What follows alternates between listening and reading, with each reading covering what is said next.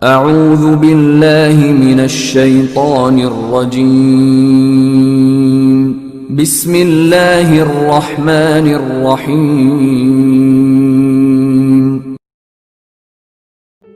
اللہ کے پسندیدہ لوگ، نبی کریم صلی اللہ علیہ وآلہ وسلم نے ارشاد فرمایا، اے عائشہ عاجزی کیا کرو، کیونکہ خدا کو عاجزی کرنے والوں کو پسند کرتا ہے اور غرور کرنے والوں کو ناپسند کرتا ہے۔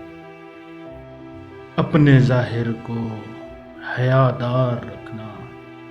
نبی کریم صلی اللہ علیہ وآلہ وسلم نے ارشاد فرمایا، جو آدمی خدا سے ظاہر میں نہیں شرماتا وہ پردہ پوشی میں بھی نہیں شرمائے گا۔ اللہ اکبر۔